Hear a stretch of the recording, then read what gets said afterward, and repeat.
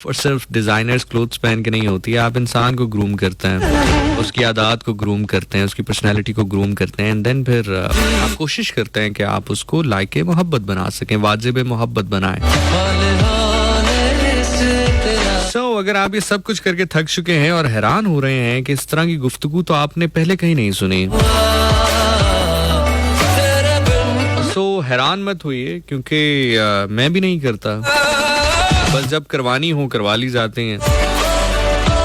तो शायद आज उन्हीं में से दिनों में से कोई एक दिन होगा। तो let's see how it goes जी। प्रोग्राम में आज हम जो कर रहे हैं वो कर पाते हैं या नहीं कर पाते हैं। मैंने बात की जी, आज हम बात करेंगे मिजाज के ऊपर, और as I told you before के बिल्कुल लो लेवल से, ग्रास रूट लेवल से, थोड़ा सा फन वे में, थोड़ा सा लाइटर वे में हम बात करते करते करते करते एक ऐसे मकाम पर जाकर खड़े हो जाएंगे जहां पर मैं आपसे पूछूंगा, जब वो मकाम आएगा तो मैं आपसे पूछूंगा, हाँ जी बताइए, वो मिजाज जो कि प्रोग्राम के आगाज में मैं आपके साथ डिस्कस कर रहा था, जिसमें आप थोड़ा हंस भी रहे थे, थोड़ा सा लाइटर मोड में भी थे, क्योंकि आपको थोड़ा रिलैक्स भी करना है ना। जैसा मैंने कहा कि अगर सारे दिन की मेहनत के बाद आप थक के बेड पर लेटे हैं और बजाय इसके कि आप आंखों को बंद करें और ख्वाबों की हसीन दुनिया में चले जाएं जहां पर बिछड़ना मुमकिन नहीं। अच्छा, ख्वाबों की सबसे बेहतरीन बात ये होती है कि वहां पर मौत नहीं होती है, यानी कि आप वहां पर जिंदगी और मौत से आजाद होते हैं।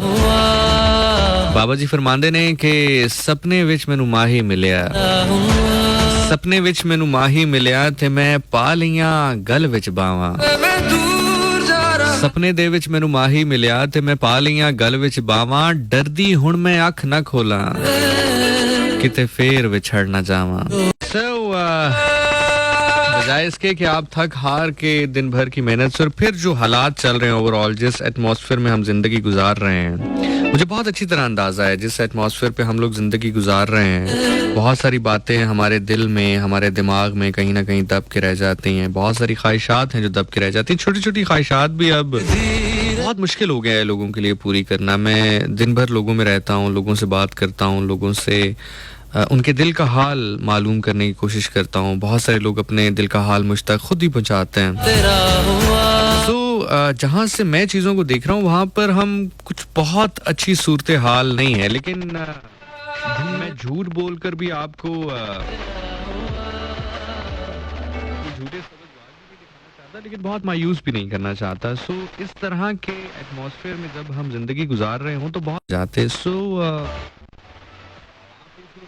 कुर्बान कर रहे हैं, अपने आराम का वक्त कुर्बान कर रहे हैं मेरे लिए, तो मेरी कोशिश और ख्वाहिश ये होगी कि मैं आपके लिए कुछ वो करके जाऊं यहाँ जो कि आपको बाकी जगह पर स्टेशंस में इस वक्त ना मिल रहा हो, बिकॉज बीसीओ स्टेशन इस वक्त चल रहे होंगे, मुझसे बेहतर आवाज वाले, शक्ल वाले, सोच वाले लोग गुफ्तगू फरमा रहे होंगे। अगर आप उन सबको छोड़कर मेरी गुफ्तगू सुन रहे हैं तो फिर मेरी कोशिश और ख्वाहिश और काविश तीनों ये होंगी कि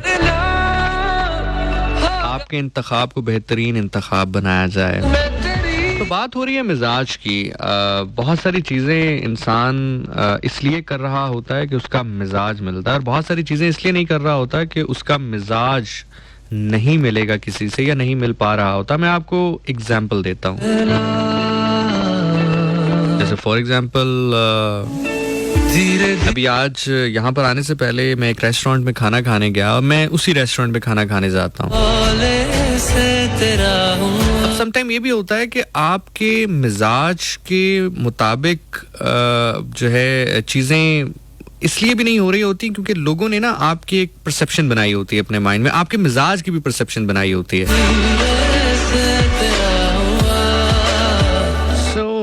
अब जैसे जो मेरी प्रोफेशनल लाइफ है उसमें मुझे बहुत सारे लोगों से मिलना होता है, बहुत सारे लोगों के सामने परफॉर्म करना होता है, उनसे गुफ्तगू करनी होती है, बात करनी होती है, उनका हाल अहवाल पूछना होता है। लेकिन जब वो प्रोफेशनल लाइफ ख़त्म हो जाती है, जब वो स्टेज लाइफ ख़त्म हो जाती है, जब वो इवेंट लाइफ ख़त्म हो जाती है, जब मैं अपना चेक या पैसे रिसीव कर लेता हूँ, उसके बाद मैं प्रोफेशनल डोमेन से बाहर आ जाता हूँ, तो मैं नहीं रुकता हूँ उस जगह पे। अक्सर उसके बाद पार्टीज़ होती हैं, उसके बाद म्यूज़िकल कॉन्सर्ट्स होते हैं, उसके बाद आप यूँ कह लो कि ऑफिशियल डिनर्स होते हैं। मुझे बहुत कम आप पाएंगे कहीं, अगर कोई अभी इस वक्त मुझे सुन रहा है जो कि मेरी उस टीम में से है जो कि इवेंट्स को ऑर्गेनाइज करते हैं या प्रोडक्शन देखते हैं या कोऑर्डिनेटर्स हैं, तो वो कभी अगर आपकी ज़िंदगी में कभी किसी ऐसे शख्स से मुलाकात हो जिसने किसी भी डोमेन में मेरे साथ काम किया हो, तो आपको बताएगा कि जिस तरह ही प्रोफेशनल डोमेन ख़त्म होती है, आप मुझे नहीं देखेंगे उस जगह पर। मैं चला जाता हूँ, समटाइम तो मैं खाना भी नहीं खाता, मैं चला जाता हूँ उस जगह से। इसलिए नहीं कि कोई एटीट्यूड है या कोई, बस मिजाज नहीं है। आप समझ रहे हैं ना मेरी बात? हर इंसान का एक मिजाज है, तो मेरा मिजाज नहीं होता कि मैं वहां पर रुकूं। हालांकि अमूमी तौर पर ये वो वक्त होता है जिसमें आपको अप्रिसिएशन मिलनी होती है। देखिए, जो पैसे मिलने हैं वो तो मिल ही जाते हैं, लेकिन उससे हट के आपको ये कहा जाए, आपको सराहा जाए, आपको कहा जाए यार आपने बड़ा अच्छा परफॉर्म किया, उस मकाम पर आपने बड़ा अच्छा परफॉर्म किया, ये मोमेंट बड़ा अच्छा था, ये जुमला बड़ा अच्छा था, तो ये सारी चीज़ें एक आर्टिस्ट चाहता है कि उसको मिले। लेकिन मोस्ट ऑफ द टाइम ऐसा नहीं है कि हर बार, लेकिन 100 में से 99% मैं नहीं रुकता, मैं चला जाता हूँ। मैं बहुत सारे डिफरेंट रेस्टोरेंट्स पे नहीं जाता। खैर, रेस्टोरेंट से बात शुरू हुई थी, तो आज मैं एक रेस्टोरेंट में गया। यहाँ पर आने से पहले मुझे खाना खाना था, भूख लग रही थी, तो मैं उसी रेस्टोरेंट में गया जहाँ मैं हमेशा जाता हूँ, मैं बताऊँगा नहीं। और जैसे ही मैं वहाँ पर दाखिल हुआ तो वहाँ पे जो वेटर हैं उन्होंने मुझे देखा, उन्होंने कहा सर आ जाइए, आपकी सीट खाली है। मतलब मैं उसी रेस्टोरेंट में जाके वहाँ पर एक सीट है, एक साइड, बिल्कुल साइड पर, बिल्कुल कोने पे एक छोटा सा टेबल और एक सीट, आप यूँ कह लें कि 2 बंदों के बैठने की जगह है वो। मैं अक्सर वहाँ जाके बैठता हूँ। तो उन्होंने कहा सर आप आ जाइए, यानी कि वो मेरे मिजाज को समझते हैं। आप समझ रहे हैं ना मेरी बात? यानी कि जैसे ही मैं रेस्टोरेंट में दाखिल हुआ तो वो मुझे देख के मुस्कुराया, उन्होंने कहा सर आ जाएं, टेबल आपका हाजिर है। तो मतलब वो स्ट्रेट अवे मुझे वहां ले गए। मतलब उनको ये भी ज़हन में नहीं आया कि हो सकता है आज मैं कहीं और बैठना चाहूँ। इसी तरह मैंने जैसे ही मेन्यू ओपन किया, मैंने उनको आवाज़ दी, तो उन्होंने कहा सर आप ये खाएंगे? मैंने कहा हाँ यार यही खाऊंगा। मतलब चूंकि आप यूँ अंदाज़ा लगा लें कि मैं जब भी उस रेस्टोरेंट जाता हूँ तो मैं वही चीज़ ऑर्डर करता हूँ। आप समझ रहे हैं मेरी बात? वो एक मिजाज होता है। अब हो सकता है कि बहुत सारे काम जिंदगी में ना करने की एक वजह यह भी है कि आपका एक मिजाज बन चुका है।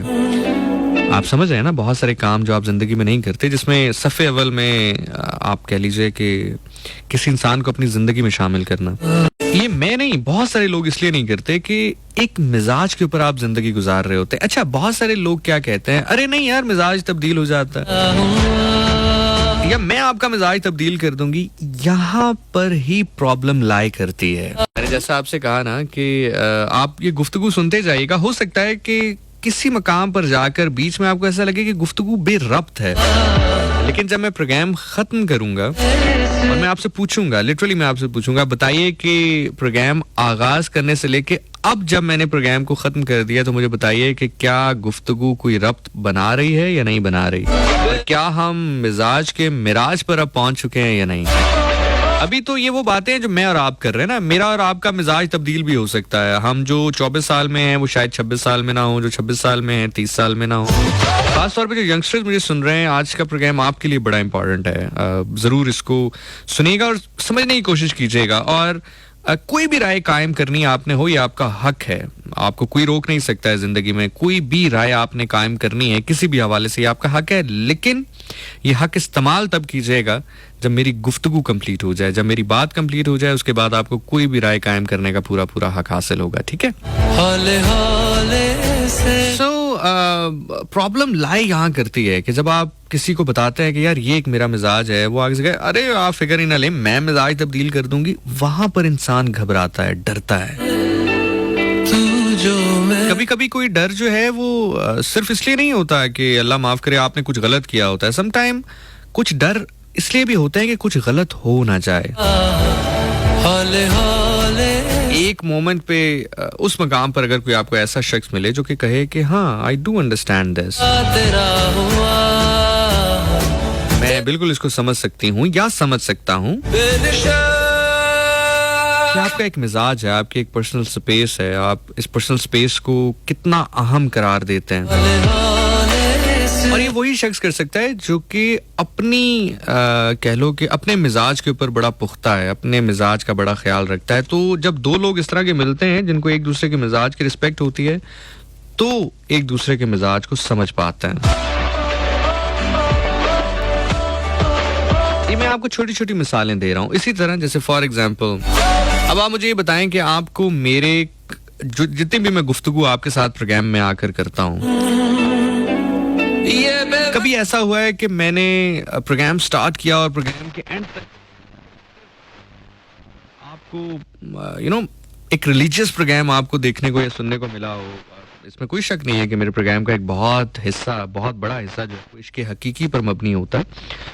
इसके हकीकी भी हम इस तरह से, मेरी कोशिश होती है कि मैं आपके सामने पेश करूं कि हर इंसान उसको समझ सके, परख सके, महसूस कर सके, उसको इंटरेस्ट उसके अंदर डेवलप हो। लेकिन कभी ऐसा हुआ है कि मैंने अपना इमेज ऐसे पोर्ट्रेट किया हो कि यार मैं तो बहुत ही कोई मौलवी टाइप आदमी हूँ या कारी आदमी हूँ। ये मैं क्यों कह रहा हूँ, ये मैं आपको भी वजह बताता हूँ इसकी, कि लोग किस तरह से मिजाज बना लेते हैं। और ये बात बताने की एक वजह भी है, वो मैं आपको शेयर करता हूँ आपके साथ। लेकिन कभी ऐसा हुआ है, मैं आपसे पूछ रहा हूँ, कभी ऐसा हुआ है कि आपको ये लगा हो कि यार ये बंदा तो बस सुबह उठता होगा, फजर, जोहर, मगरिब, इशा, ये 5 नमाजें, असर, फजर, जोहर, असर, मगरिब, इशा, ये 5 नमाजें तो पढ़ता होगा, ये चाश्त भी पढ़ता होगा, ये इशराक भी पढ़ता होगा, ये तहज्जुद भी पढ़ता होगा। कभी मैंने ऐसा इमेज दिया, मुझे नहीं कभी दिया हो। होता क्या है कि जब आप मुफस्सल गुफ्तगू करते हैं, जब आप लोगों से कनेक्ट करते हैं एक सर्टेन लेवल पे जाके, तो उनके मिजाज में ये बात पुख्ता है। शायद इसी वजह से कि इसका खुदा ताला के साथ कनेक्शन बड़ा स्ट्रांग है। हालांकि इसमें कोई दूसरी राय नहीं है। अगर कोई ऐसा सोचे तो पूरी खुशनसीबी क्या हो सकती है, और अल्लाह ताला हम सबको इस मकाम पर लेके जाए जहाँ पर खुदा ताला के साथ हमारा कनेक्शन जो है वो मजबूत हो। और ऐसा होना भी चाहिए, और ऐसा आपके साथ है।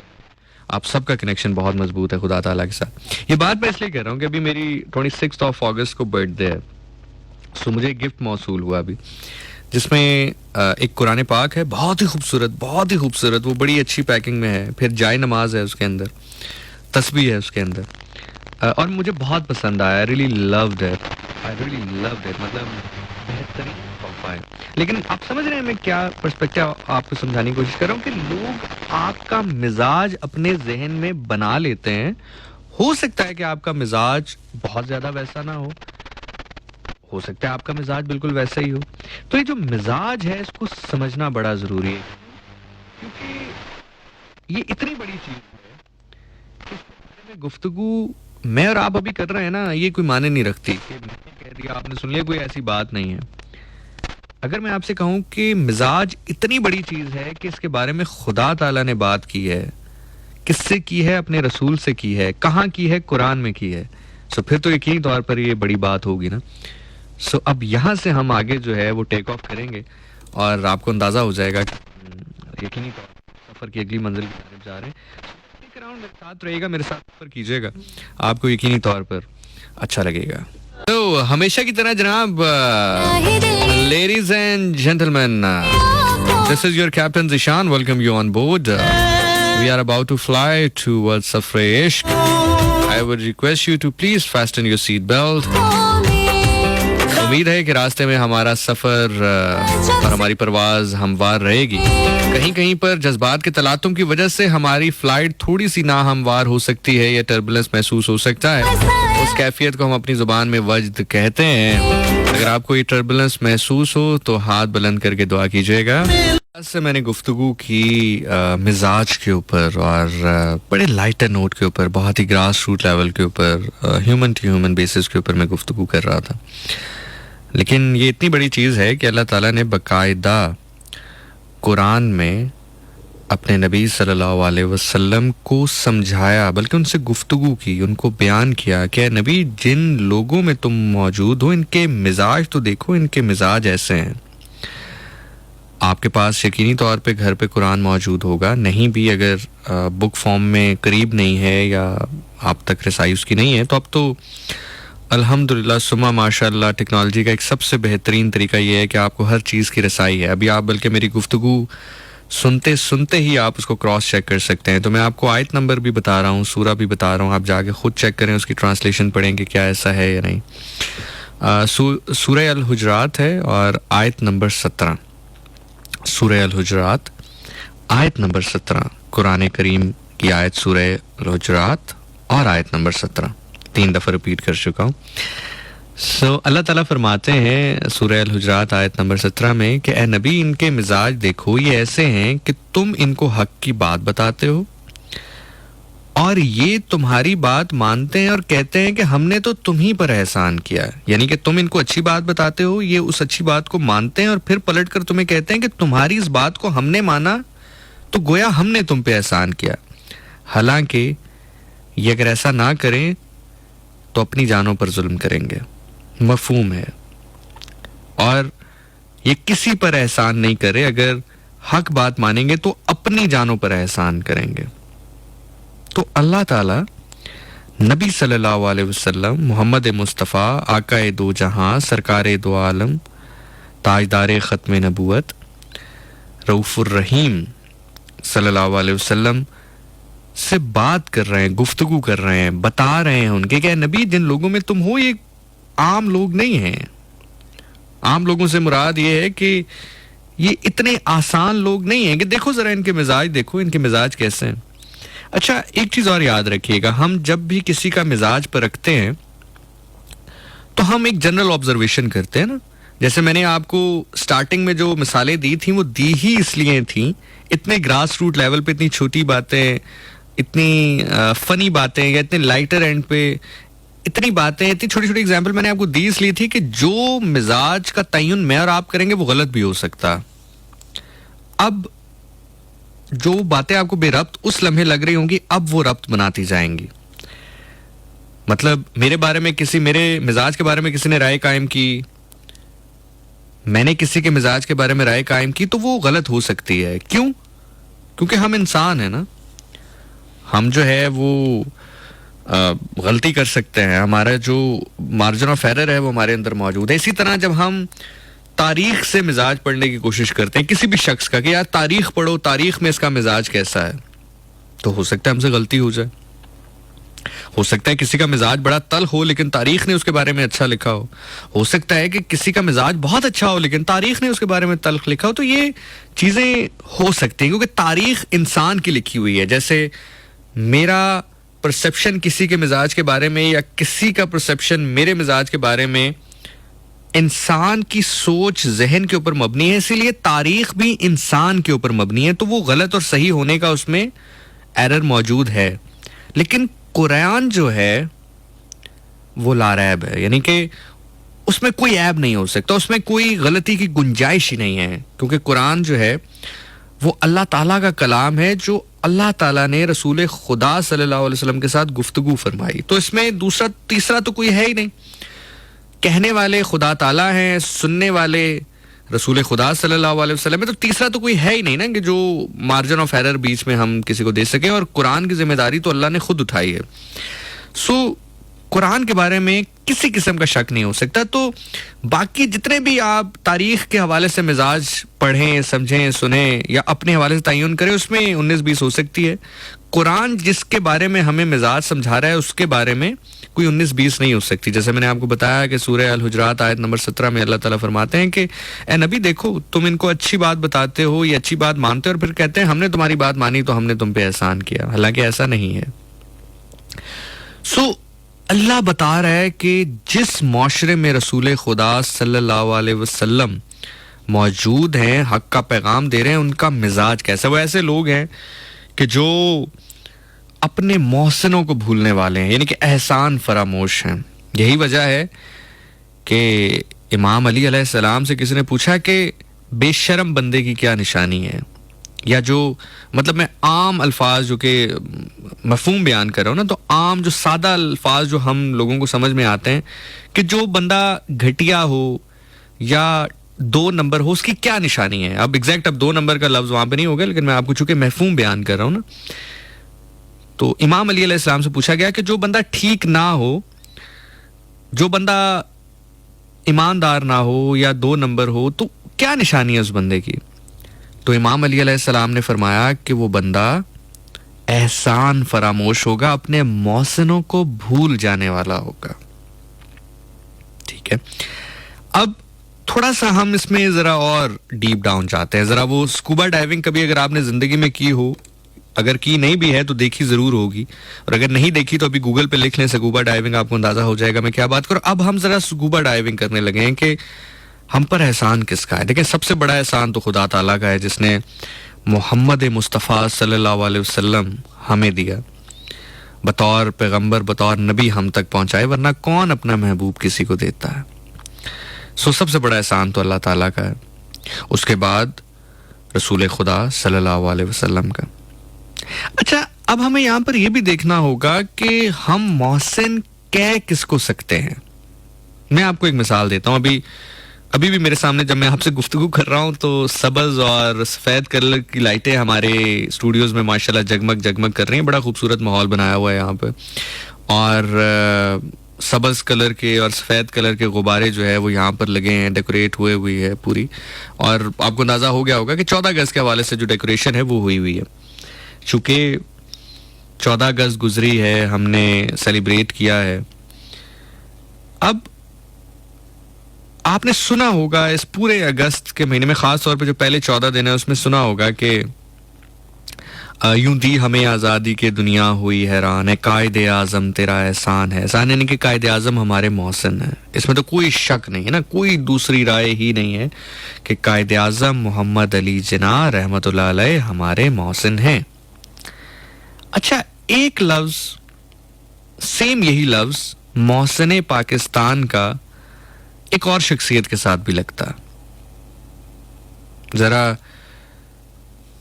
आप जरा जहन दौड़ाएं, नजर दौड़ाएं। मैं चाहता हूं कि आप इस सफर में मेरे साथ साथ चलें। तो मैं सिर्फ 30 से 40 सेकंड का यहाँ पे गैप लूंगा और कमेंट्स देख रहा हूँ, फेसबुक कमेंट्स आपके देख रहा हूँ। मुझे बताएं, एक तो कायदे आज़म मोहम्मद अली जिन्ना साहब के साथ, और इलामा इकबाल की बात नहीं हो रही अभी, ठीक है। अब आप कहेंगे कि इलामा इकबाल साहब वो बहुत बड़े मोहसिन पाकिस्तान है, इसमें कोई दूसरी राय नहीं है, शायर मशरिक है। लेकिन एक और शख्सियत है जिसके साथ मोहसिन पाकिस्तान, मतलब बाकायदा जब उनका नाम लिखा जाता था तो कहा जाता था कि मोहसिन पाकिस्तान। वो कौन थे, जरा मुझे बताएं जल्दी से। मैं 30 सेकंड का गैप ले रहा हूँ, फिर वापस आता हूँ। बिल्कुल जी, अल्लाह ताला आपको सलामत रखे। और मेरी बड़े दिल से दुआ निकलती है जब आप लोग बिल्कुल मेरे साथ साथ सफर तय कर रहे होते हैं ना, बड़े दिल से मेरी दुआ निकलती है आप लोगों के लिए। अल्लाह ताला आपके दिलों को मजीद रोशन करे, आमीन सुमा आमीन। बाहके इमाम अली अलैहिस्सलाम, बाहके सैयदा ज़ारा बिस्मिल्लाह फातिमा तो ज़ारा बिस्मिल्लाह सलाम अलैहा, आपके दिलों को मुनव्वर करे अल्लाह ताला, मजीद आपके दिलों की, आपके जहनों की गिरें खोले, आमीन सुमा आमीन या इलाही रब्बिल आलमीन। सो बारकैफ, बिल्कुल आपने सही कहा। डॉक्टर अब्दुल कदीर खान साहब, मोहसिन पाकिस्तान उनके साथ लगता था। कोई बच्चा उनका नाम ले, तकरीर करे, नाम लिखे तो मोहसिन पाकिस्तान डॉक्टर अब्दुल कदीर खान। अब मेरा सवाल है एक आपसे, ठीक है, अब आपने मेरे साथ साथ सफर करना है जैसे आप कर रहे हैं।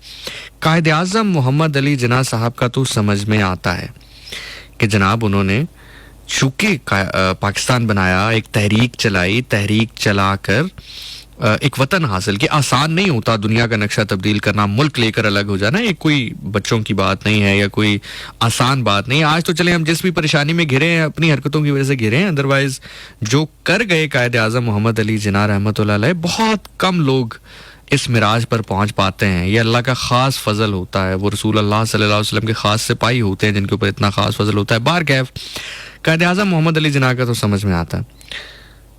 डॉक्टर अब्दुल कदीर खान ने क्या किया कि वो मोहसिन पाकिस्तान है। अब हम सबको पता है कि एटमी ताकत में, पाकिस्तान एटमी ताकत जब बना तो उनका एक बहुत बड़ा किरदार है, लेकिन पाकिस्तान बनाने में तो नहीं है ना। तो क्यों, मतलब डॉक्टर अब्दुल कदीर खान साहब क्यों मोहसिन पाकिस्तान है, ये मेरा सवाल है आपसे।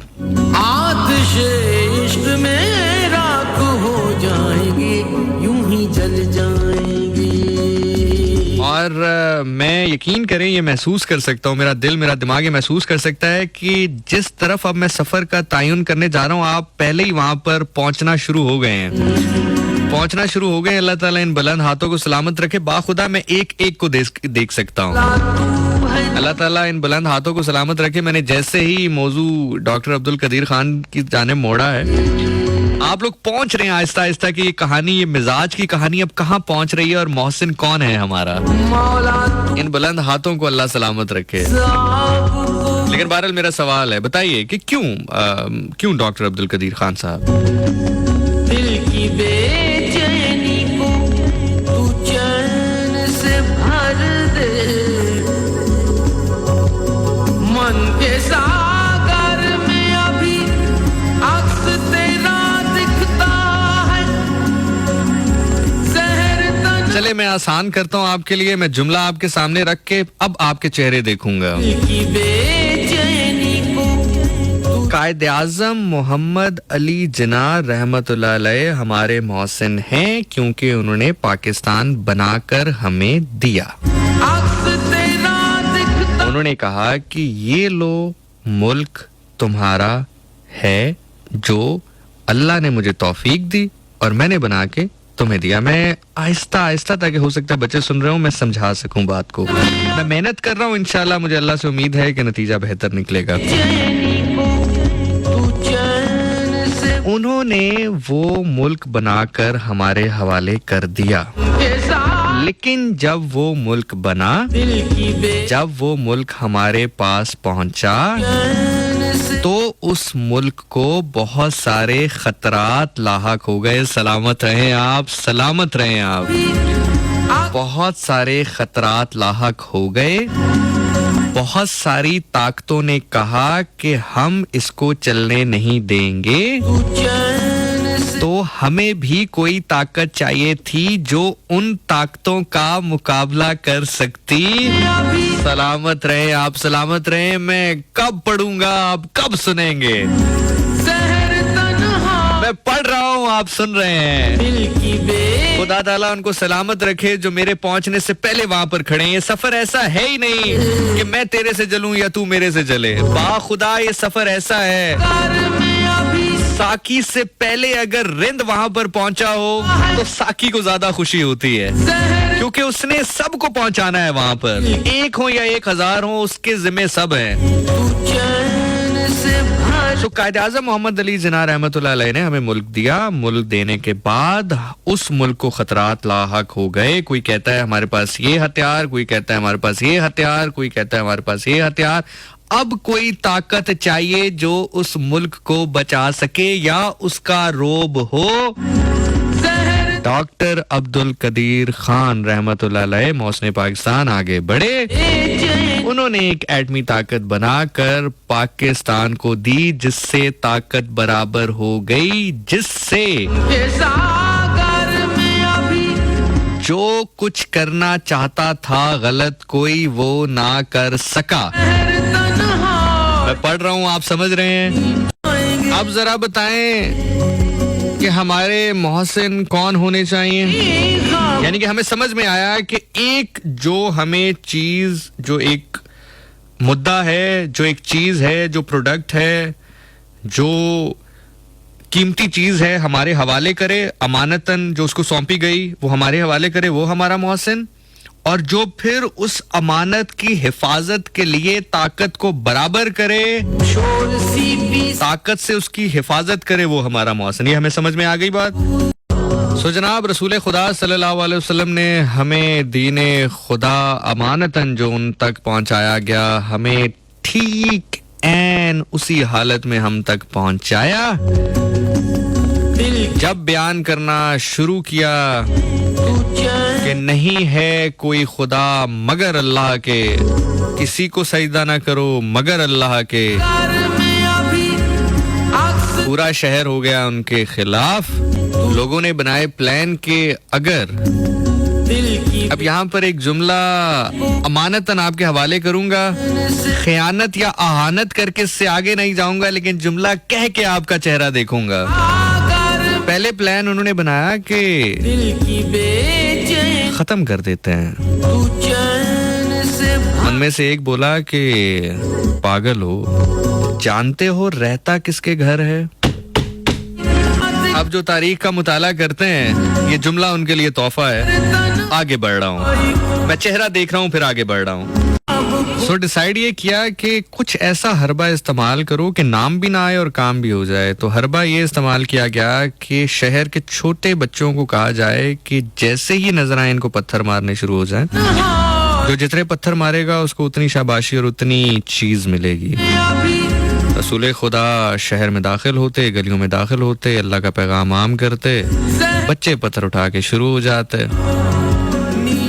घर वापस आते, लहूलुहान होते, जनाब अबू तालिब देखते, गुस्सा करते, मक्का के सरदारों के पास जाते कि ये देखें आपके बच्चों ने क्या किया, खुद ही अपने बच्चों को भेज के खुद ही कहते अरे ये तो बड़ा गलत किया, ऐसा नहीं करना चाहिए, तो बड़ा गलत किया। किस बच्चे ने, किसके बच्चे ने मारा?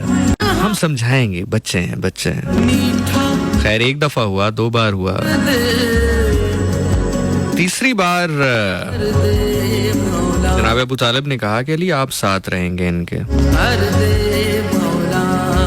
जब जनाब अबू तालिब ने कहा कि आप अपने बच्चों को समझाएं, तो उनमें से एक ने कहा कि हम कैसे समझा सकते हैं, बच्चे हैं, छोटे हैं, अब क्या करें, कैसे समझाएं, चले फिर भी समझाएंगे। तीसरी बार जब सेम ये हुआ, गलियों में रसूल खुदा सल्लल्लाहु अलैहि वसल्लम आए, अल्लाह का पैगाम दिया, बच्चों ने वही पत्थर उठाकर फेरने शुरू किए। इस बार जनाब अली ने वही पत्थर उठा के वापस फेंका, लेकिन पत्थर वहां से आया था तो पत्थर था, जब यहाँ से गया तो ताकत यदुल्लाह की थी। अब जब वो अपने बच्चों की हालत देखते हैं तो जनाब अबू तालिब के पास आते हैं और कहते हैं कि देखें आपके बच्चे ने क्या किया है, ये ऐसे चले मारते हैं, लेकिन ऐसे कौन मारता है? तो जनाब अबू तालिब ने कहा हाँ ठीक है, अब अली है, बच्चा है, बच्चे को क्या बात कर सकते हैं, चले मैं समझाऊंगा। और ये बात सिर्फ यहाँ तक मुहित नहीं है, यहाँ तक खत्म नहीं है। आप गज़वा बदर पढ़िए, गज़वा उहद पढ़िए, खैबर पढ़िए। अमर इब्ने वद ललकार कर कह रहा था, कोई है जो तुम में से जन्नत में जाना चाहता है? हमारा ईमान है ना कि जो शहीद हो जाएगा खुदा की राह में जन्नत में जाएगा। वो ललकार के कह रहा था, किसकी ख्वाहिश है जो जन्नत में जाना चाहता है, आए मेरे सामने, मैं उसको जन्नत में भेजूं। 3 बार सदा लगाई, 3 बार इमाम अली अलैहिस्सलाम ने कहा मैं हूं, मैं जाऊंगा। 2 बार रसूल खुदा ने रोका, तीसरी बार कहा जाओ अली।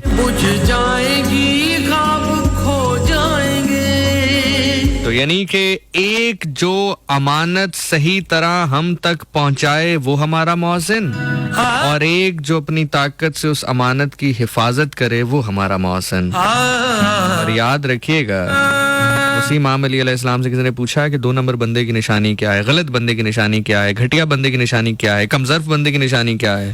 तो उन्होंने फरमाया गलत आदमी की निशानी ये है कि वो अपने मौसिनों को भूल जाता है। रसूल खुदा सल्लल्लाहु अलैहि वसल्लम ने भेजा इमाम अली अलैहिस्सलाम को एक कुएं से पानी लेने के लिए, लेकिन उस कुएं पर इजारादारी थी चंद मखलूकात की। मैं ज़रा रवानी से पढ़ूंगा, टाइम कम है और मुकाबला सख्त है, लेकिन आप लुत्फ ले लें, मेरे लिए दुआ कर दें, बस मेरे लिए इतना काफ़ी है। रसूल खुदा सल्लल्लाहु अलैहि वसल्लम ने इमाम अली अलैहिस्सलाम को भेजा कि जाओ उस कुएं से पानी लेकर आओ। उस कुएं पर इजारादारी थी, कह लीजिए कि कब्जा था किसी खास मखलूक का। शायर तखय्युल की दुनिया में लिखता है कि पहले चंद लोग गए, कामयाब ना हो सके, जनाब इमाम अली अलैहिस्सलाम को भेजा। तो शायर तखय्युल की दुनिया में लिखता है कि उस मखलूक का एक जासूस देख रहा था, वो वापस अपने सरदार के पास आया और कुछ जो सूरत हाल है वो बताने लगा। तो शायर तखय्युल की दुनिया में लिखता है कि वो आकर कहता है कि अब जो आने लगा वो डराने लगा। सलामत रहें आप, सलामत रहें, अल्लाह ताला आपके इन उठे हुए हाथों की खैर करे। मैं आप सबको देख सकता हूँ। अब जो आने लगा वो डराने लगा, उसके चेहरे से जुर्रत नमूदार है, ऐसे नहीं जाके, ऐसे नहीं जाके। आखिरी पहर आपकी सोच से पहले मैं जगह छोड़ के चला जाऊंगा। अब जो आने लगा वो डराने लगा, महसूस करके। अब जो आने लगा वो डराने लगा। पहले जाते रहे, रस्सी भी गई, डोल भी गया, रस्सी भी गई, डोल भी गया। बड़ा मशहूर वाकया है, आपने यकीनन मुताला किया होगा अगर आप हक के मतलाशी हैं। तो शायर तखय्युल की दुनिया में लिखता है कि जासूस अपने सरदार के पास जाकर कहता है कि अब जो आने लगा वो डराने लगा, उसके चेहरे से जुर्रत नमूदार है। हम रकाबी नहीं, बस वो साथी नहीं। अगला जुमला मैं पढ़ूंगा और चेहरे देखूंगा, लुत्फ लेना है इस जुमले का। जिंदगी का पता नहीं मैं कब पढ़ूं तू कब सुने। अब जो आने लगा वो डराने लगा, अब जो आने लगा वो डराने लगा, उसके चेहरे से जुर्रत नमूदार है, हम रकाबी नहीं बस वो साथी नहीं, वो मोहम्मद के काफले का सालार है। अब जो आने लगा वो डराने लगा, उसके चेहरे से जुर्रत नमूदार है, हम रकाबी नहीं बस वो साथी नहीं, वो मोहम्मद के काफले का सालार है, नाम उसका हैदर कर्रार है। मकाम पर पहुंचने के बाद मौला ने ऐलान किया, शायद बाकी पानी लेने आए थे, मैं कुआं लेने आया हूँ। फिर एक मकाम ऐसा आया जहां पर लोगों ने कहा कि चलो, दौर था गुजर गया, असहाब साथ थे रसूल खुदा सल्लल्लाहु अलैहि वसल्लम के, रसूल खुदा अब खुद इस दुनिया से तशरीफ ले जा चुके हैं, जो असहाब हैं जो करीबी थे वो इस दुनिया से तशरीफ ले जा चुके हैं, और सबसे बढ़कर जो उनके सालार थे इमाम अली अलैहिस्सलाम वो इस दुनिया से तशरीफ ले जा चुके हैं। रसूल खुदा का बेटा तो कोई है नहीं, तो फिर अब जो करना चाहते हो करो।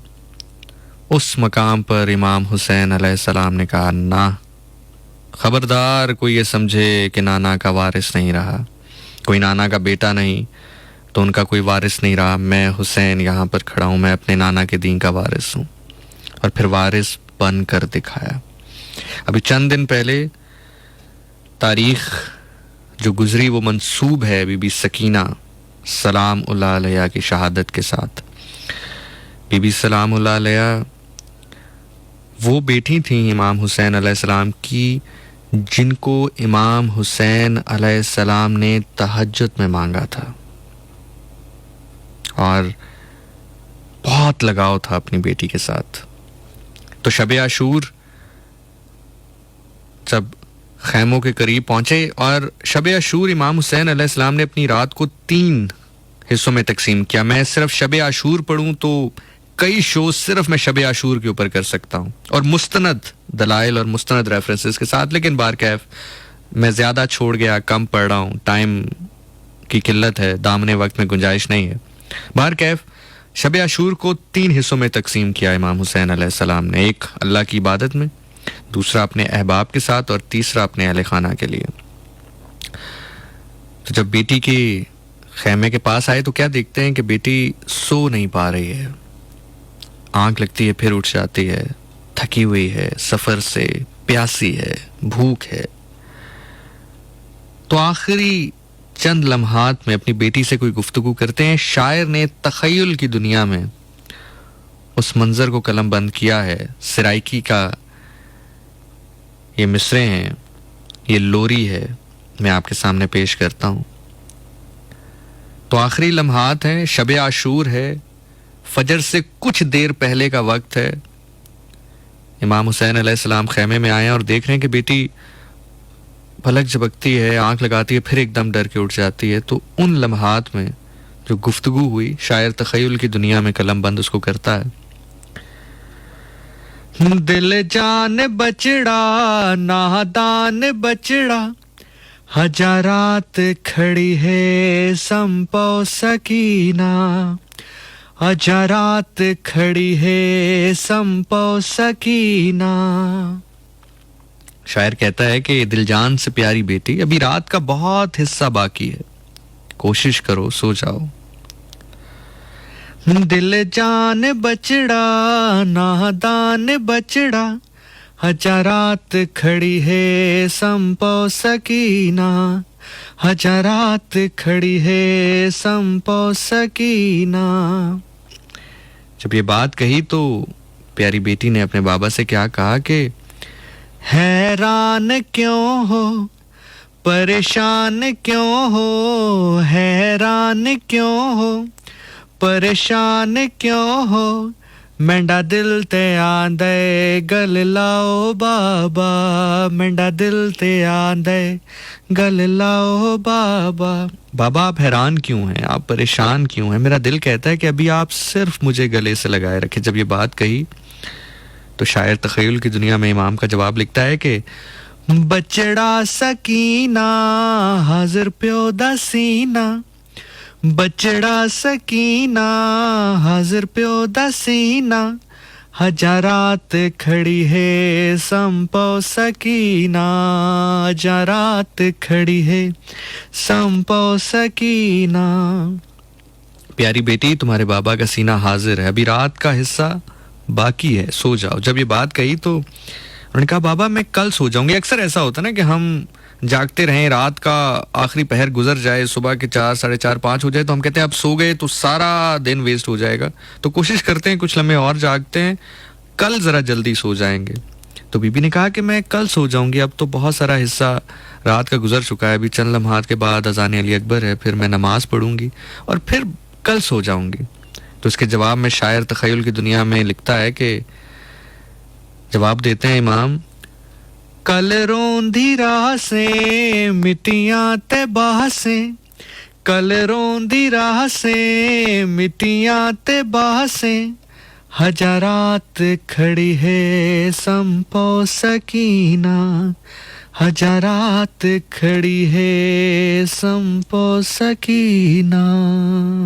सिर्फ आपको इतना कहना है, याद रखिएगा कि आपके मोहसिन कौन कौन है, आपने एहसान फरामोश नहीं बनना। क्योंकि मैं कहूं कि यार दो नंबर बंदे की, घटिया बंदे की, कमजोर बंदे की, गलत बंदे की निशानी है तो कोई माने नहीं रखता। मेरी सोच क्या है, मेरा पैरामीटर क्या है, कोई माने नहीं रखता। लेकिन कायनात के बादशाह जिनके बारे में रसूल खुदा सल्लल्लाहु अलैहि वसल्लम का फरमान है कि मैं इल्म का शहर हूं तो ये उसका दरवाजा है, वो कह रहे हैं, उनसे पूछा गया कि गलत बंदा, घटिया बंदा, 2 नंबर बंदा, मुनाफिक बंदा कौन है? उन्होंने कहा वो है जो एहसान फरामोश हो। तो आपने एहसान फरामोश नहीं बनना। सलामत रहें आप, सलामत रहें। खैर आज आपने सफर मेरे साथ साथ किया, मैं आपका बड़ा मशकूर हूँ। बस आखिरी लम्हात हैं, आपकी सोच से पहले मैं जगह छोड़ के जा रहा हूँ, इसमें कोई शक नहीं। ये दीन दायम आबाद रहेगा, हमेशा जवां रहेगा, क्योंकि अली अकबर ने इसे अपना खून दे के सैराब किया है। हर कुर्बानी के बाद हम हुसैन अलैहिस्सलाम ने अपने नाना की तरफ देखा और कहा, नाना सर बुलंद कीजिए, पगड़ी बुलंद कीजिए, आपका बेटा मक्तल में वादा निभा रहा है आपका। खैर 2 सत्रें हैं जो मैंने कहीं पर पढ़ी, मैं ट्रैवल कर रहा था और आप यकीन जानिए 2 से 3 घंटे का ट्रैवल था। ये 2 सत्रें ऐसी कहीं मेरे दिल पे जाकर लगी कि जब तक मेरा मकाम आया नहीं, मेरा सफर खत्म नहीं हुआ, मेरी आंखों ने वजू करना छोड़ा नहीं। खैर ये भी अता है, हम तो जिस कदर गलीज और गंदे लोग हैं, हमारे तो जिस्म भी उतने उस मकाम पर नहीं है कि हम इनके गम में रो सकें। लेकिन वो शेर में आपकी नजर करता हूँ, रात के इस आखिरी पहर ये सत्रें सुनकर हाय करने वाले कभी अपनी किस्मत पे हाय ना करें, ये हाथ कभी किसी के मोहताज ना हो। शायर कहता है कि